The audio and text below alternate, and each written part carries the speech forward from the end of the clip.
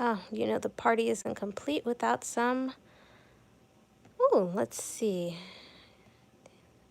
Bubbles. Okay, there we go. All right, hope all of you guys are having a wonderful night. Okay, so first things first, I went to go try the Popeyes chicken sandwich that everybody's talking about. I see people fighting and missing.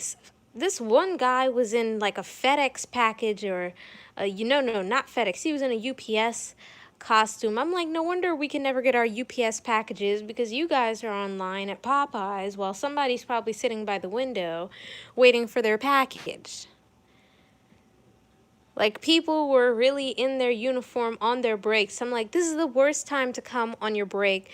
Because, first of all, not only do you have to stand on your line to get the sandwich, then you have to wait for them to call the number.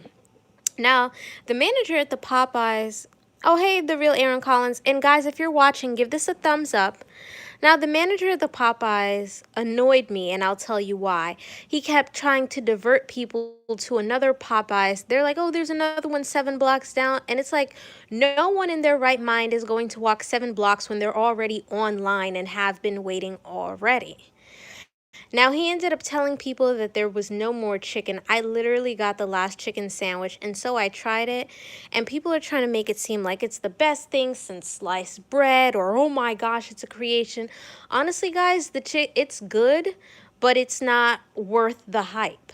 Like, there are better places that sell chicken sandwiches, okay, that I'm sure are way cleaner than Popeyes, that have much better customer service, that have less hormones and all this other stuff that they put in fast food. Hit the like button, people. Aren't people delusional today? Oh, so very delusional.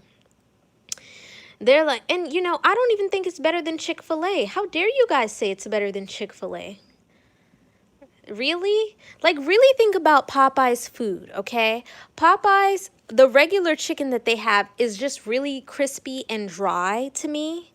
The biscuits are dry. Like, I literally remember seeing my boss almost die because she was eating a Popeye's biscuit with no drink. I remember she was choking.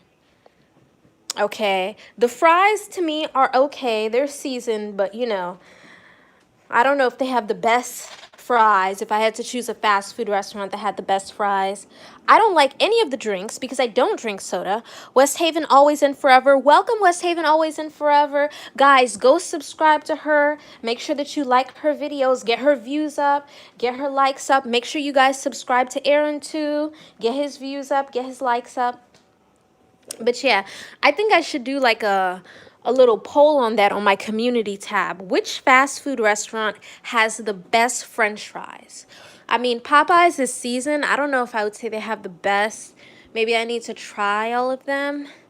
I stopped eating at McDonald's years ago because I learned what they put in the food, so no. I used to like their fries before I learned the truth about them because I kind of like my French fries salty. But yeah, all this hype. So I don't usually like pickles, but I guess I'll describe the sandwich to you. So the bun is nice. I feel like it's important to have a good bun. It wasn't soggy, and the bun in itself had flavor. It had like a little sauce. I don't know what kind of sauce it is. It wasn't sweet heat exactly, but it was spicy. And if you get the sandwich, make sure that you get the spicy. And it had like some pickles on it. And it was good, okay? But people overhyped it. Like, they made it like, oh my gosh. Honestly, the more you hype it up, the worse that it really is. And I'll tell you why. Guys, Popeyes doesn't have anything going for them except for this chicken sandwich. They're not going to affect Chick-fil-A. They're not going to affect Shake Shack. They're not going to affect, I don't know anywhere else that has a chicken sandwich. I think Wendy's has a chicken sandwich. Although I've never tried it, I'm pretty sure it's good. Chick-fil-A is about to lose business, though. I'll tell you why. Number one, people found out that Chick-fil-A is a Trump supporter. And that already people are saying that they need to protest Chick-fil-A. But number two, once people start saying that Popeyes has a better chicken sandwich than you, well, you're in trouble, Chick-fil-A. You are in trouble, okay?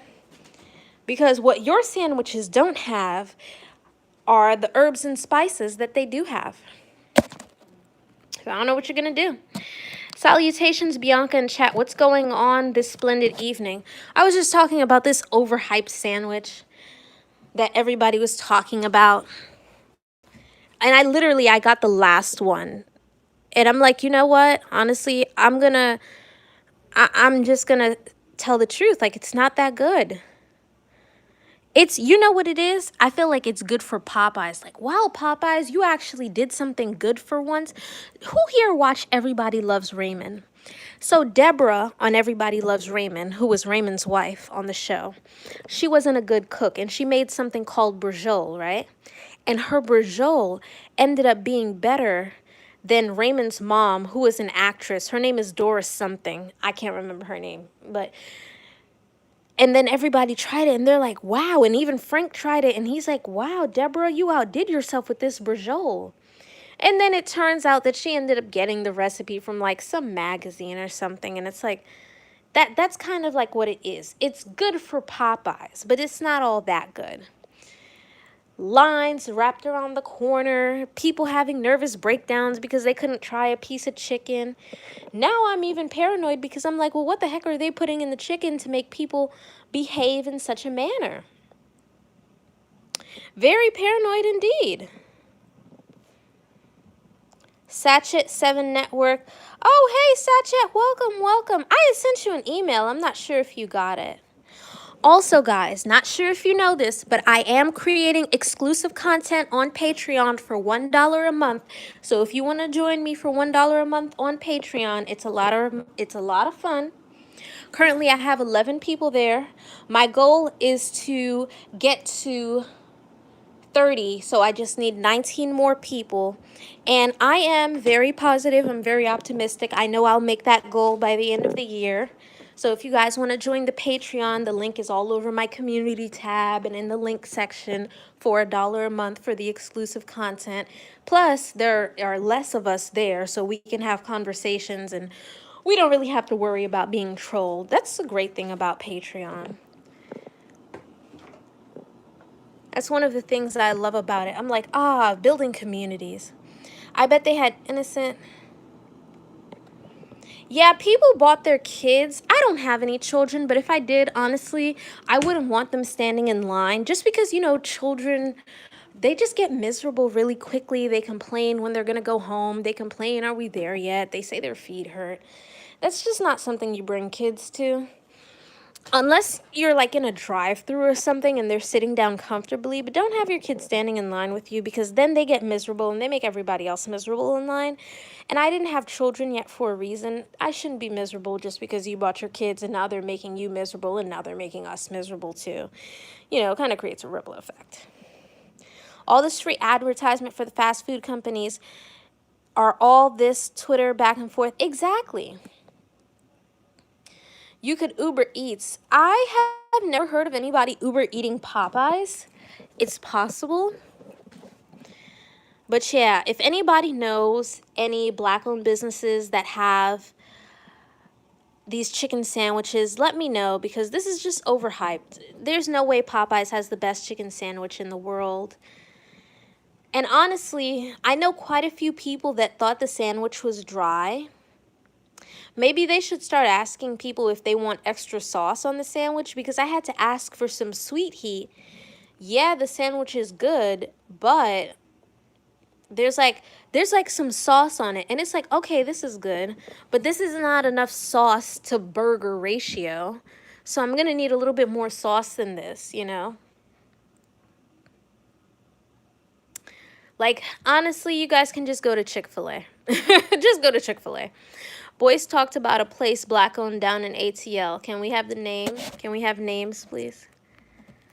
It's not that good to me for all this hype. That Boondocks episode is hilarious, though. People are comparing it to this Boondocks episode, and I'm like, okay, let me go try it out. This is a whole chicken fast food chain that is Black-owned and is franchised called Williams Chicken in Texas. I would love for Blacks to support that establishment in the same way in this century. Exactly. And you know what? I would love to go down to Texas because I want to try some good Southern food. But if anybody knows any in the New York, even the New Jersey area, Pennsylvania, I go there too sometimes when I'm filming. please let me know. The last time I was in Philly, I remembered I was actually doing a tour with Luster's Pink to promote their new hair product. That was really fun. And then the time before that, I was an extra in Creed, although I don't think you'll see me because the scene I was supposed to be in, I was at Crafties. Craft Services is where they have all these great snacks on set. So basically, I was like stuffing my face, yeah. But I can't help myself. I saw that free food and I had to get some. I used to eat Williams chicken when I lived in Dallas. Oh, nice, nice, nice. Okay. Well, in that case, when I go down to Dallas, I'll try Williams chicken. But this is just a sign. Instead of people paying for billboards, instead of people paying for commercial advertisement, instead of people paying for, you know, here in New York City, you can pay for the advertisements on the train and stuff. You can just use word of mouth. You can just use word of mouth. This is how powerful social media is. The Advice Show, aka African Diaspora, he changed his channel name, made a video saying that 71% of millennials get their news from content creators. That's why I tell people to be mindful of whatever it is they put out there, because you have to understand that some people don't research, they don't know any better, and they're just going to believe what you say. That's why it's our jobs as influencers, okay? If you have at least 1,000 subscribers, you're an influencer, to put out positive content, to put out truthful content, okay? That's why whenever I see people using their platform for nonsense, I'm like, you don't even deserve to have a platform. Okay, so wait, the real Aaron Collins, have you done extra work? How do you know about craft services? You know, it's so funny. One time I saw this like setup and I was craft services and I'm like, oh, they're filming something in the area because they're always filming something in New York City. And I went to go get myself some and they're like, oh, this is for cast and crew only. And I have my SAG card. I'm a Screen Actors Guild member. And I'm like, yeah, I'm a stand-in today. And they're like, oh, okay. Or I shouldn't have said I was a stand-in. I should have just said I was an extra to play it safe. But anywho, I took so much stuff off that table. And I was just like swiping stuff off that table. And I'm like, yep, I'll be on the go. And I've seen people sometimes, you know, if I see someone who's homeless, I'll give them some granola bars or like some candies or like some fruit. And sometimes if it's, you know, a movie with a high budget, they'll have like shrimp and like all this stuff. They'll have shrimp and like little salads and like nice stuff because, you know, they have big A-list stars working on these movies. So if they do, then I'll give some of that too if I see someone who's homeless. I worked on something this Friday that just passed and they had craft services and there was this woman, I saw her digging through the garbage and I ended up giving her what they had. They had like a lot of healthy stuff. I'm trying to eat healthier, but sad to say the healthy stuff just doesn't taste as good. I'm trying my best though. I'm trying to, you know, get back on my health kick. But I had given her, they had yams and beans and salad and they had something else there. I forgot what it was. Oh, quinoa. That's what they had. And I had given that to her. And then the craft services was far because we were filming in a park. So I had to go all the way to the other side. And they have something called a safety van that they drive the actors in. And I'm like, okay, whatever. I'm not worried because I'm union and I'm technically not done until they sign me out. So I just told the production assistant, I was like, yeah, you can just send the first van. I just lied and I said I forgot my headphones. Even though I didn't, I wanted to go back and give the woman food. But the craft services people were in a rush to go somewhere. I don't know where. But they had wrapped up most of craft services at the truck. So I ended up taking, you know, what they had, which was granola bars and like some healthy chip called Smart Pop, which really tastes like air if you ever have any. It tastes like air. And I ended up giving it to her and I gave her like some water and stuff like that. So, and this other guy who was an extra, he was really nice. He had given her some money and I'm like, oh, I wish I could give her more because they had given me a costume and when I'm in my costume, obviously that's not my regular day-to-day clothes. So I don't have any money on me because you're supposed to leave your stuff on set. Nana's Chicken and Waffles is the name of the restaurant in Atlanta. Okay. There are black-owned shops here in New York City. I'm going to look. The official Black Wall Street app tells you the black businesses in your area. Okay, I'll check it out. Yeah, this chicken is really overhyped, guys. Honestly. And Aaron Collins, it's so nice that you've done extra work. You should make a video about it so I can know what you've been in so I can look out for you. I will definitely look out for you, you know, if you tell me what you've been in. I've had people who have taken pictures of me when they see me on television and they send it to me. Because I've gotten so many pictures of people who are like, oh, I saw you in the Get Down. And I remember the makeup artist and the hairstylist who did my hair and makeup on the Get Down. And I remember even they were like, yeah, you were in a lot of scenes because I was core. And core is basically when you work every day, like, you know, any other job, and you don't have to worry about submitting for work, which is great. I made my health insurance. I made so much money working on the Get Down, and, you know, I wish I would have saved it. You know, not like I was super rich, but, you know, making good money that you can make as an extra instead of working a job like sitting at a desk where you can make 40K a year and you can do that as an extra. I mean, that's really good. I was working every single day. Yeah. I was, you know, I'd gained 10 pounds because I was just eating so much craft services. It was good times. Good times. I'm kind of sad they didn't bring the show back. That was my bread and butter. They need to bring the Get Down back and stop playing. But I knew it wasn't coming back because they were just moving slow. I probably shouldn't say that, but they were really moving really slow. Like, we would come back from lunch, and you have to understand that we don't have lunch until like 6 hours in. So we would come back from lunch, and it would technically be 7 because lunch would be half an hour or an hour. I think it was, no, it was an hour because there were a lot of us. We'd be doing the same scene, okay? I remembered. And the director from Moulin Rouge, I think his name is Baz Luhrmann, he's a great director, and I'm not blaming him because I think he's a great director. But I'm just thinking to myself, like, he must be under a lot of pressure because I feel like people expect so much from him. And this is just such a big set, and it's like things were just not moving according to schedule. Like, we would be doing the same scene, and I'm like, we're behind.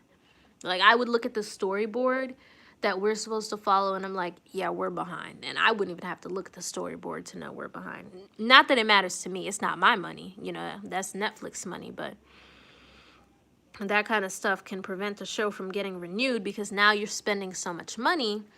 They have to get that money back. Season 1 of The Get Down was good.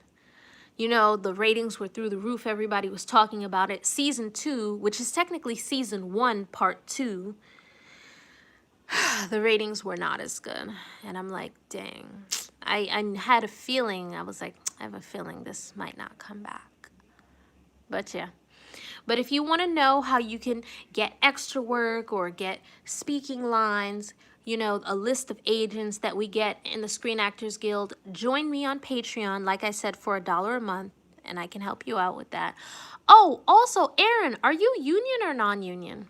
Because there are like these really, really funny skits about union and non-union, and I'm like, you can only get it if you're an actor. And they're hilarious. I'm actually making a movie. I don't know. I think maybe in 2020 I'll start with that because I'm already trying to film this first thing.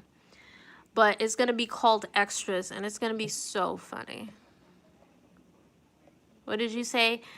I was Love Jones, my best friend's wedding, and a few other things when I lived in Chicago. That's my hometown. I also did extra work out here in Los Angeles on Straight Outta Compton as well. Oh, Lovely T was also an extra, I think, in Straight Outta Compton. Yeah. Wish I could have been in that, but it was filming all the way over there, and I'm all the way over here. So, yeah. That would have been nice. Years from now, though, you get to look back on that and say you were in Straight Outta Compton. So that's pretty cool. But yeah, guys, join me on Patreon for $1 a month. I will also be spilling tea over there that I can't spill over here. Non-union, but I want to be behind the camera. Oh, did you get your waivers yet? I remember I joined the union, and I think I must be the luckiest person in the world because SAG and AFTRA were literally about to merge, and it's like 3,500 to join now, and I had only paid 1,600 because I had joined AFTRA and it was way cheaper. I remember saving up all my little babysitting money, and I'm like, oh, I gotta join the union.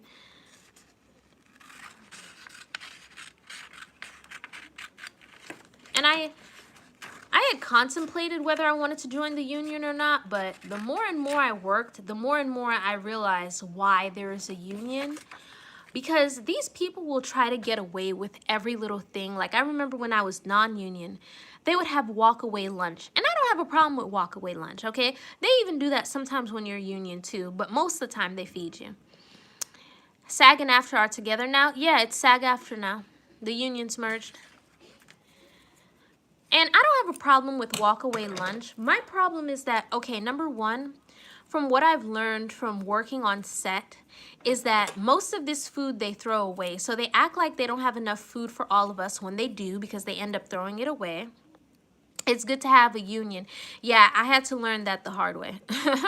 I'm like, surely people understand basic human decency and they won't try to take advantage of people, but they try to do it. And it's so amazing to see these million and billion-dollar companies doing this. Like, why are you trying to cut corners when you'll still be rich? Yes, they do, and they can feed the hungry. Exactly, they throw away. Have you ever done Taft-Hartley and day player work? I haven't done, I wasn't Taft-Hartley. I hope to do day player work. When I paid my dues to join the union, I just paid it all at once. They were like, that'll be 1,600. I'm like, here's the money, and I called it a day. But, you know, Taft-Hartley is like a great way to get your money so that you can pay for the union. Because it is expensive. I'm not even going to hold you. It is very expensive.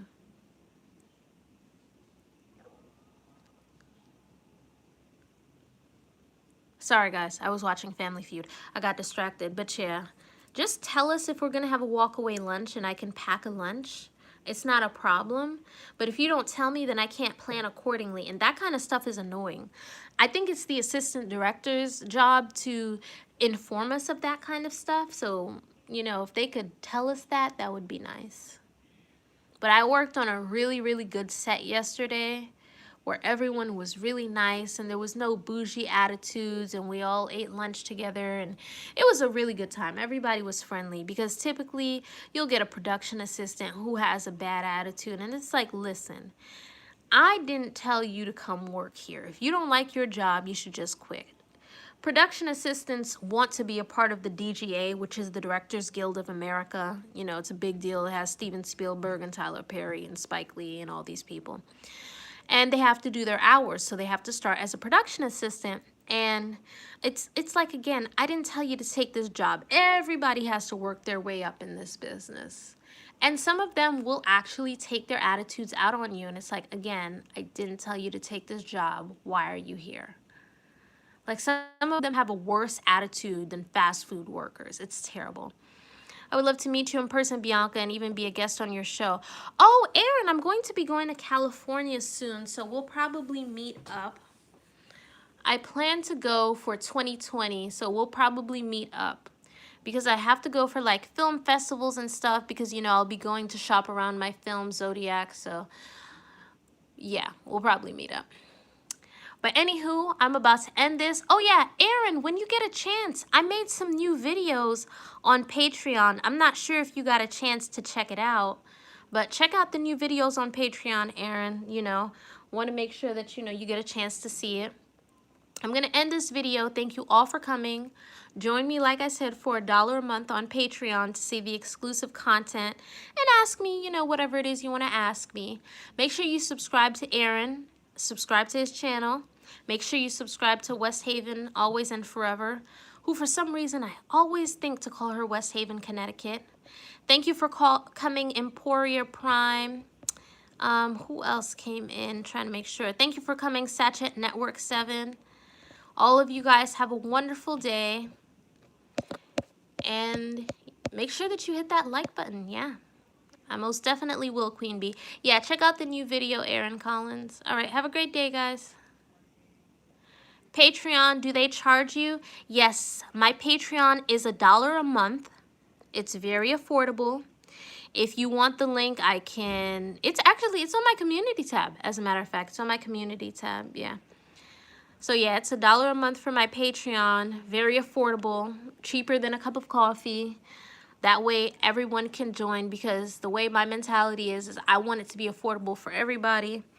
I know some people, I really love them here on YouTube, but their Patreons, no, do you pay to be on it? No, I don't pay to be on it. I know some people who have $10 Patreons, and I'm like, oh, you expensive. But my Patreon is just $1. That way, if you want to join, everybody's like, okay, I got $1. So have a wonderful day, and see you guys over there, because I am going to be on Patreon next. Yes, I'm about to upload a video, and you should join if you want to know what it is.